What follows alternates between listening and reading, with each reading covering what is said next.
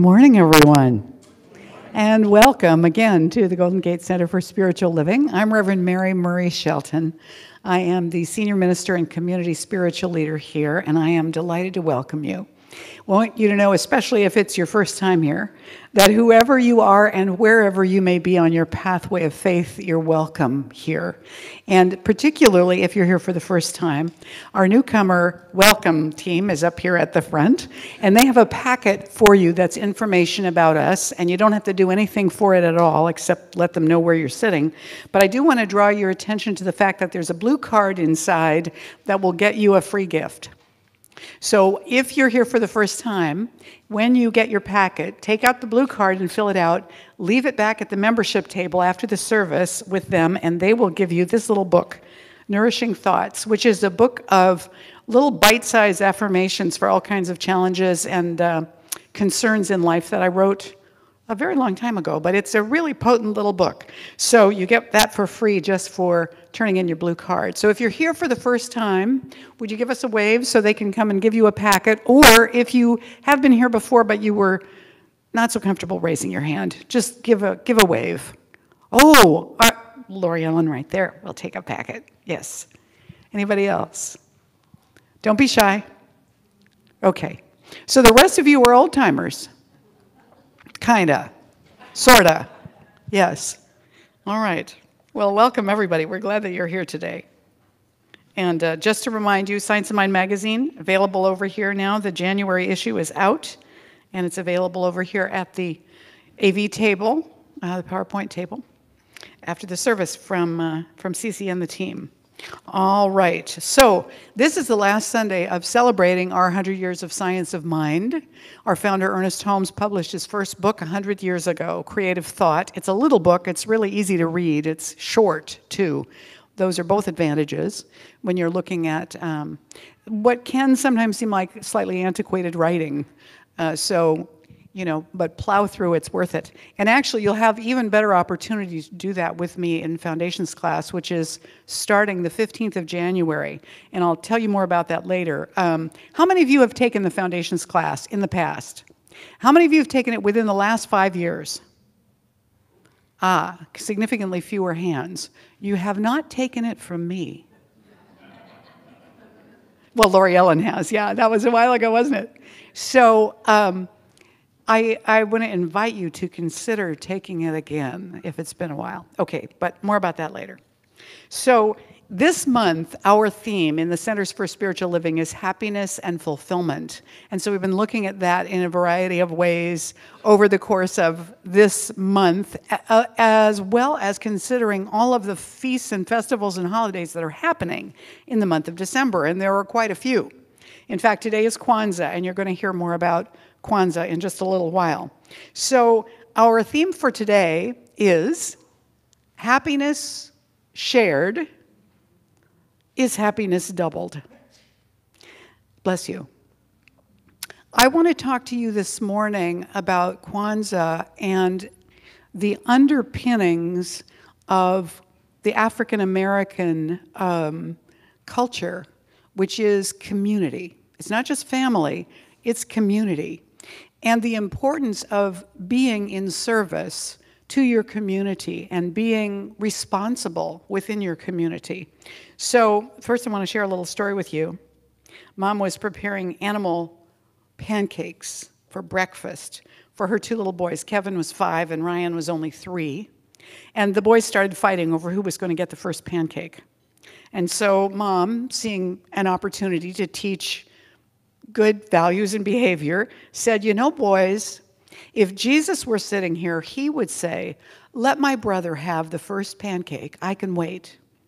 And so Kevin turned to his younger brother and he said, good idea. Ryan, you be Jesus. Yeah, okay, that wasn't quite the community idea she was trying to get across there, but all right. So Kwanzaa means first harvest in Swahili. And the reason the Swahili language is used is because it has kind of become one of the Pan-African languages that is spoken broadly. It was originated as the Arab cultures were trading with northeastern Africa, and actually Eastern Africa all the way down the coast. They wanted to develop a trade language that could be used, and Swahili grew out of that. So this African celebration started actually in 1966. It is not a religious festival. It's a community festival. It's a civil festival. It's like Cinco de Mayo. Sorry, I got my Italian mixed up with my Spanish. Cinco de Mayo. And people are welcome to join in the celebrations, even if they're not from one of the African diaspora. But Kwanzaa is now celebrated in countries all over the world, not just in the Americas, where it began. It was started by Dr. Maulana Karenga in 1966. And this is what Martin Luther King said about community. As long as there is poverty in the world, I can never be rich, even if I have $1 billion. As long as diseases are rampant and millions of people in this world cannot expect to live more than 28 or 30 years, I can never be totally healthy, even if I just got a good checkup at the Mayo Clinic. I can never be what I ought to be until you are what you ought to be. This is the way our world is made. No individual or nation can stand out boasting of being independent. We are interdependent. We are interdependent. I don't think that independence actually exists unless we speak of it collectively. Counterdependence, codependence, interdependence, independence, dependence. What we want is to recognize the importance of our connections with each other, the importance of that web of life. And so when we look at community, what we see in the Western world, which is, has extended its influence into many, many cultures and countries, what we see is people who are focused on a limited number of values and very disconnected from each other. It was interesting to me when I was in Peru. When we landed in Lima, it was very much a big city with a Western energy and everybody bustling around. It was very crowded. We were there during a festival at one point in time, and it was very dirty because there were so many people that had flooded into this city for this religious festival. But it had a very Western feeling to it. Everybody was in a hurry. They were kind of disconnected from each other. Then we went up into the Urubamba Valley in Cusco and where Machu Picchu is, and those towns and cities where the Quechua people are still living. And the people of Spanish descent and the people of Indian descent who live in those areas live a different life. They live a life that is slower, that is more connected to the earth, and definitely more connected to each other, not only in family, but in community. In Cusco, there was a communal oven in the middle of downtown. Well, it's kind of downtown. A big sort of adobe oven where people would bring their Sunday meat, and the guys there would put it into the oven and cook it for them. And so the families would all come down and use this communal oven. And then when their food was ready, they would take it and the next family's food would go in. And this is just how it was done. The sense of community and connection with the community. People knew their neighbors. They would burst into song out of the blue, play music, dance in the taverns. It was all just completely normal. So with the African diaspora, particularly during all the generations of slavery, the African family and community became fragmented, which is very much not the way they lived in their countries in Africa. And on the 4th of July in 1937 in Los Angeles, Ernest Holmes, in his Independence Day talk, said this: "True freedom, true liberty, has something cosmic behind it. If the time has come that modern science has proved that we cannot move a piece of paper without changing the balance of the entire physical universe, if we have come to the place where we know that the stuff of which our physical bodies is made is the same stuff of which planets are made, If we have come to the place where such a profound unity is maintained that physicists believe there is no such thing as disunity in the physical world, then we can easily see what the great spiritual leaders of the ages meant when they told us of that greater unity in which we all live and move and have our being, and that the idea of freedom itself is tied up with the true concept of the unity of good. If our nature is one, if God is one, and we know that God must be one, for the universe cannot be divided against itself, then we are all tied into an indivisible unity. We shall have to get back to this unity to find the meaning of freedom. The kingdom of God is one kingdom, so we know that true liberty must spring from true unity. This is the Independence Day message of our founder in 1937. This is before World War II. He's putting out a message that's still very alive and important and necessary in the world today. Would you agree? Yeah? And so when we listen to that, I think it's appropriate for us as a congregation that's mostly Caucasian people to learn something about this celebration of Kwanzaa. So I'm going to tell you a little bit about it, and hopefully I can remember everything. The first thing I want you to know about, we can go to the next slide, is the 7 Kwanzaa symbols, which we have here on the table in front of me, on the Kwanzaa table. So there are 7 basic symbols and 2 supplemental ones, and each one represents values and concepts that are reflective of the African culture and contributive to community building and reinforcement. So the basic symbols, I'm going to name them in Swahili and in English. If you speak Swahili, forgive me. The first one is mazao, which is the crops. They represent the African harvest celebrations and the rewards of collective work and labor. Then we have the mat, which is underneath the candelabra there. The mat is called the mkeka, and this is the foundation of everything, so it sits underneath. The kinara is the candle holder, and there are 7 candles in it. The kinara is symbolic of the roots of the ancestors, of the parent people. And the corn, this dried corn, which is on this end over here, is called muhindi. This represents the children.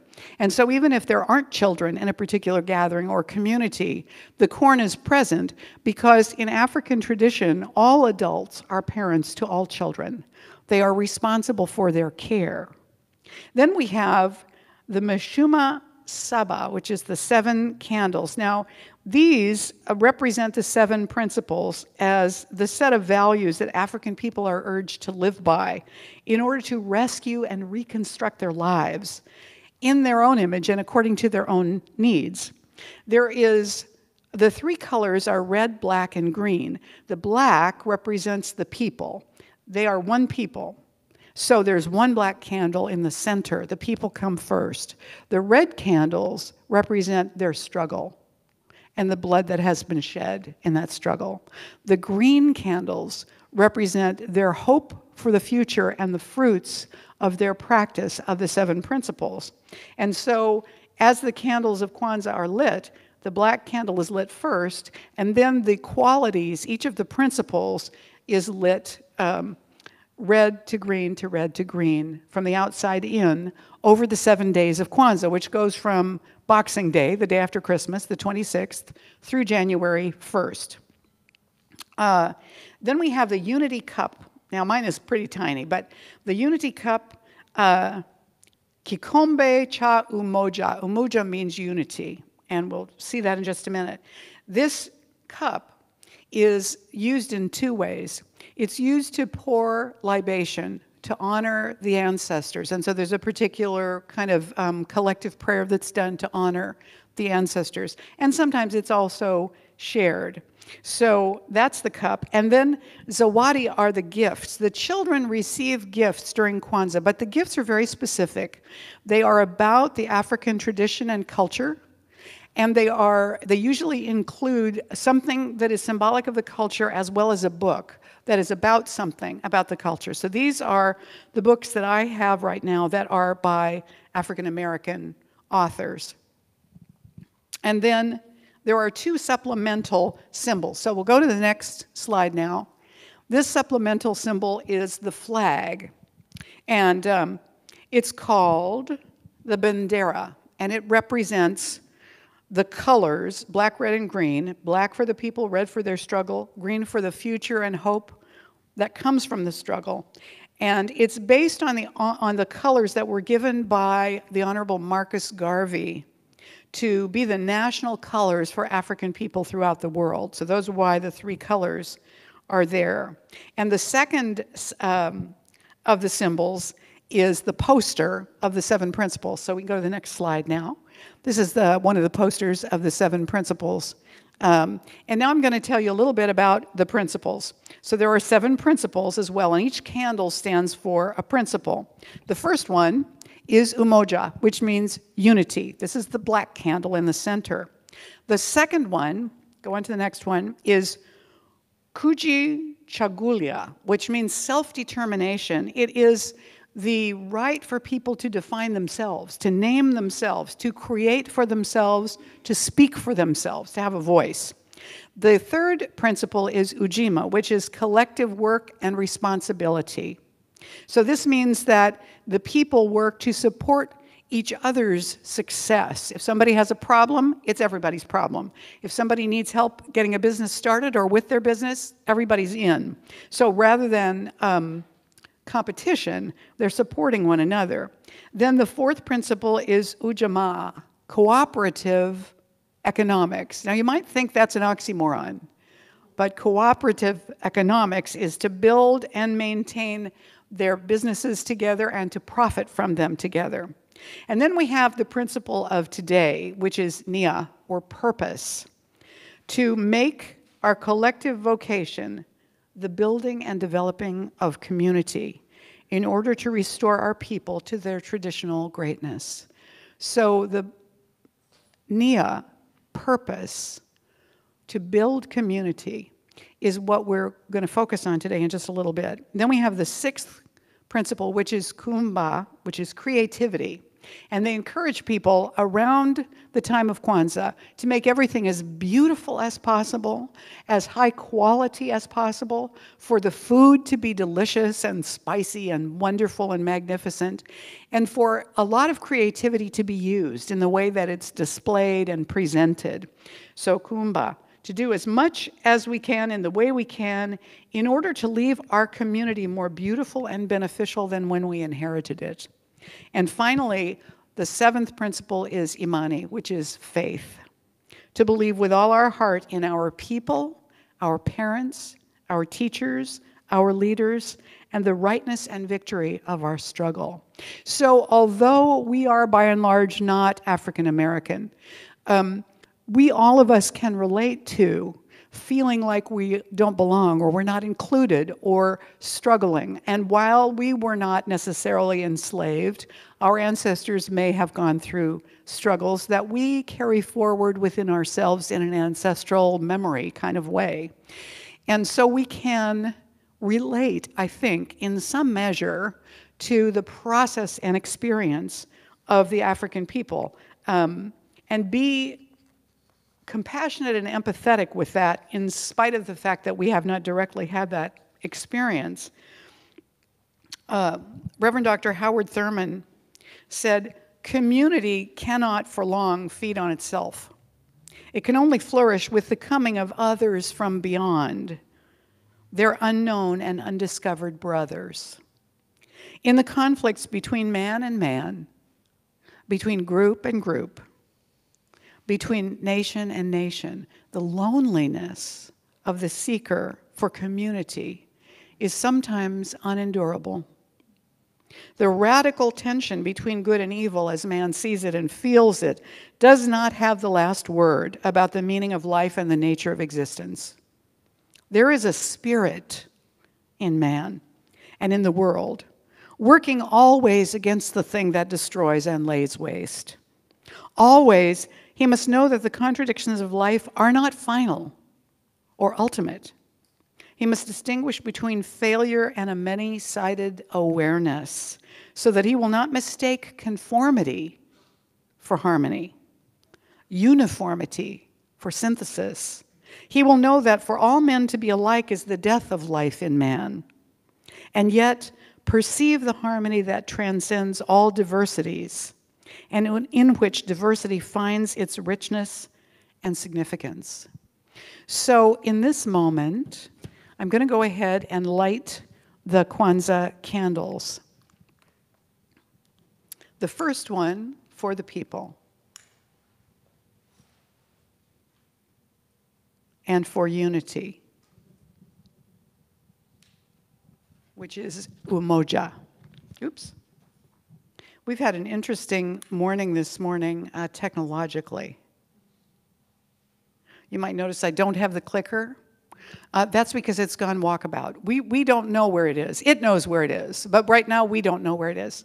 Also, you might notice I'm not wearing my, my head microphone because it wouldn't work this morning. We don't know why. Now, I want to tell you something about this. I think that this is good news. And the reason I think that both these things are good news is this. When what we always count on is not there, we are forced to be creative in a different kind of way. And it opens us up to the recognition of impermanence, as Bob was saying earlier this morning in that reading from Dennis Merritt Jones, but also that there is newness happening. Whether we invited it or wanted it or not, there is newness happening, and like it or not, we're in the midst of it. So it seems very appropriate to me that the mystery has raised its head in our space today as we prepare to welcome the new year and as we celebrate Kwanzaa. So the first candle on the left for the struggle is the candle of self-determination. So this is Kujichagulia, self-determination. And then the first green candle is Ujima, for collective work and responsibility. So this is part of the experience of hope. The next candle that was lit on the next night is the red candle Ujama, for cooperative economics. And then today we have Nia, the candle for purpose, which certainly is something that gives us a greater sense of hopefulness and healing. The last two candles will be, oh, no. You have to stay lit. It's very important. Thank you. The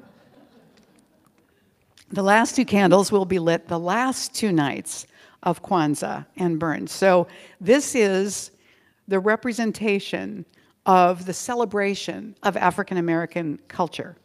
And we are taking from it the deep devotion that the African American culture teaches us about community, not only being loyal and present and helpful to our family and to our neighbors, but to serve our country in a larger way, to serve our world in a larger way, and to honor our roots and our wings, which is the children, to honor both the ancestors and the descendants. We honor the ancestors by remembering that we are the ones they were praying for.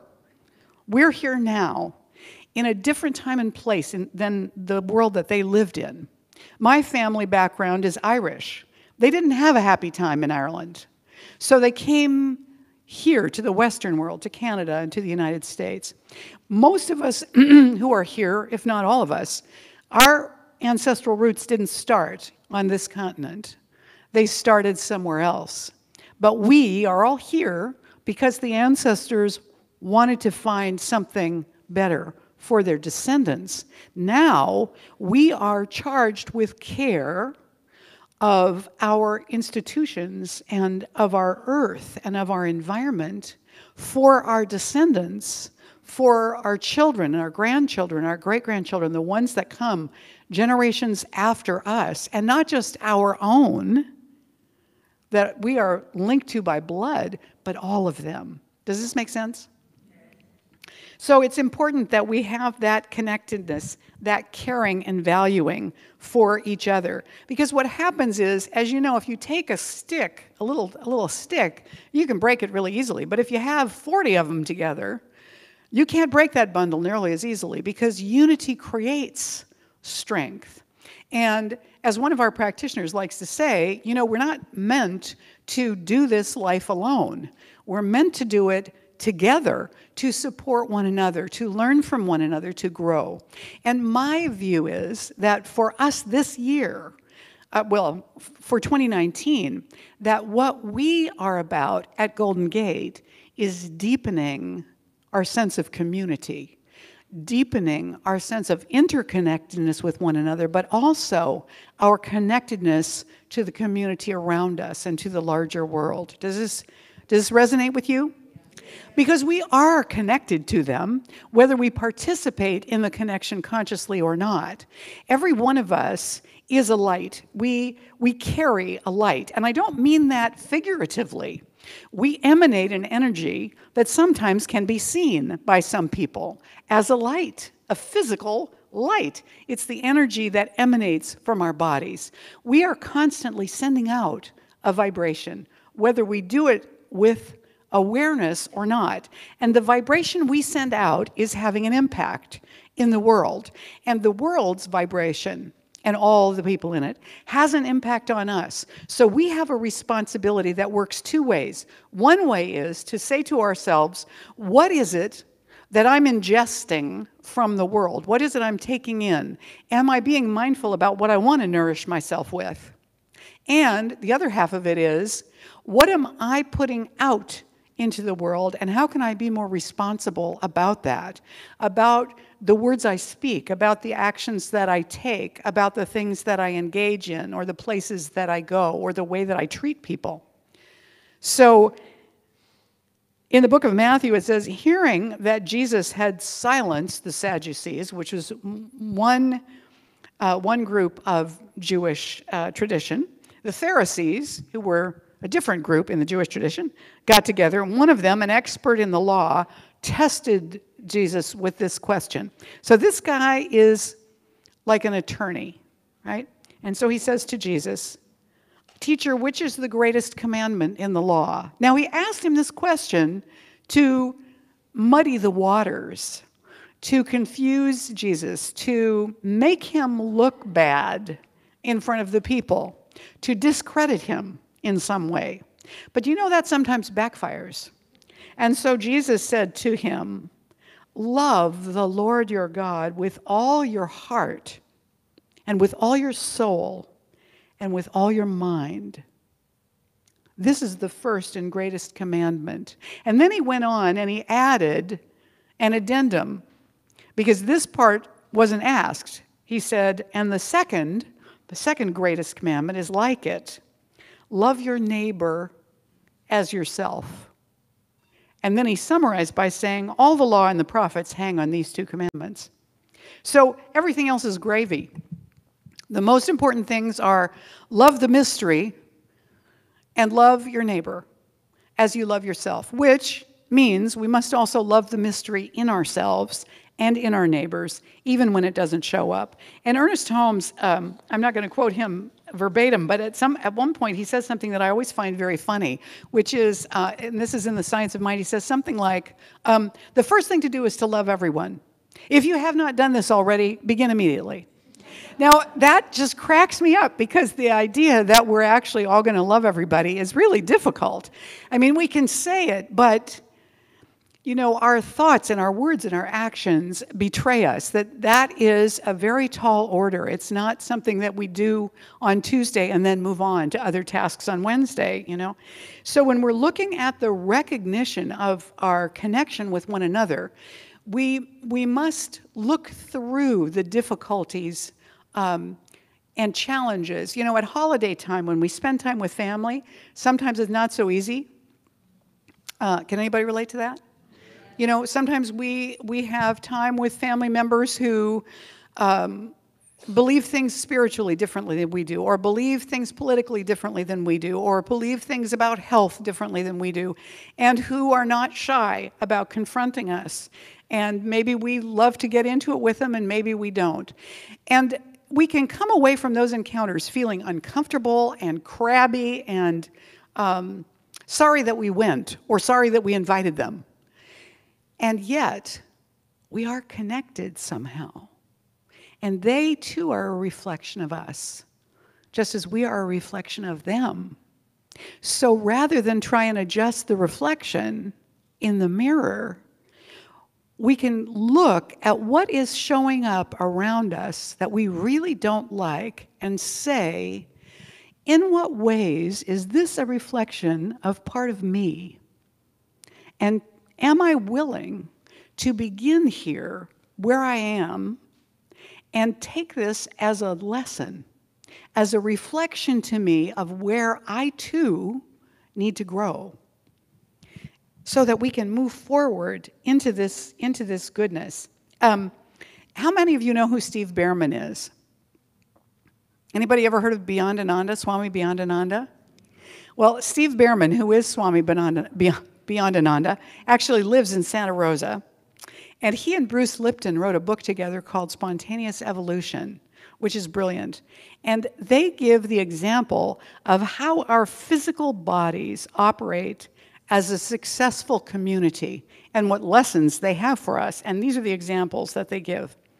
Our cells have, first of all, a monetary system that pays cells according to the importance of the work they do and stores excess profits in community banks. These are your calories, your sugar, your glucose, your energy, right?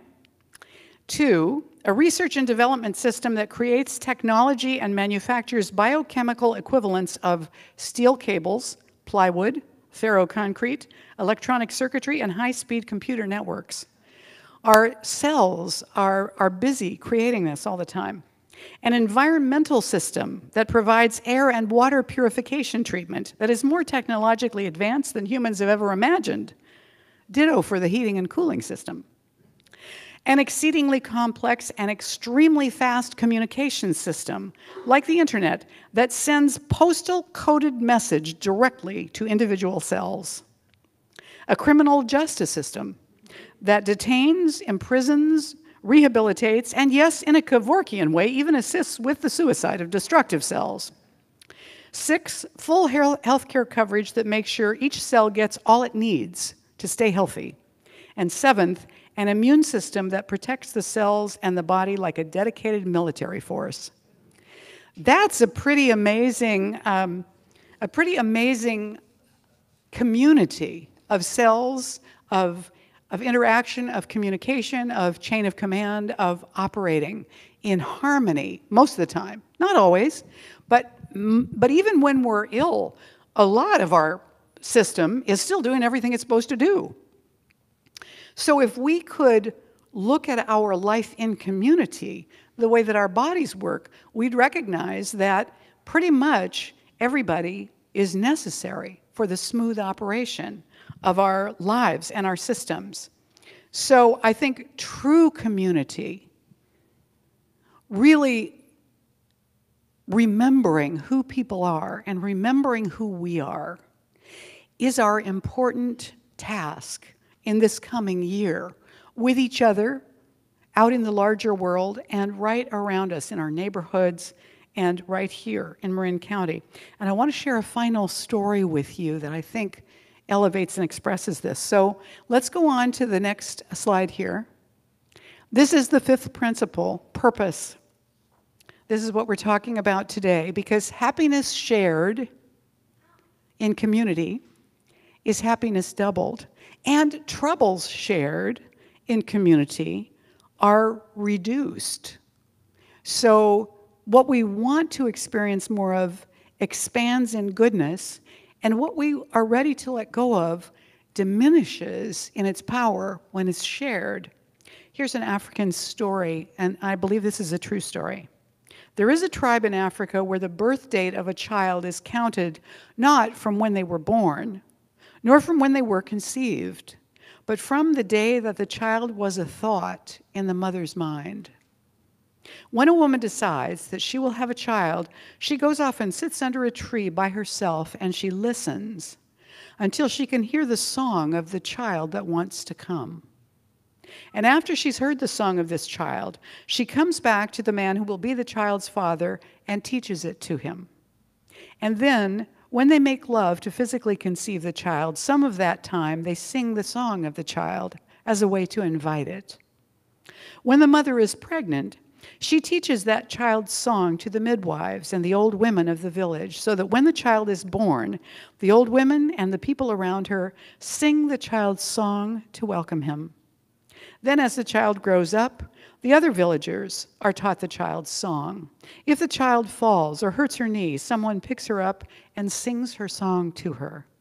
Or perhaps the child does something wonderful or goes through the rites of puberty, and then as a way of honoring this person, the people of the village sing his song. In the African tribe, there is one other occasion upon which the villagers sing to the child.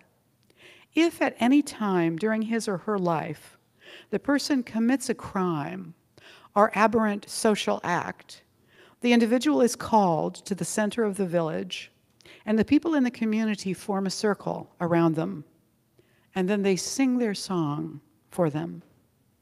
The tribe recognizes that the correction for antisocial behavior is not punishment, it is love and remembrance of identity.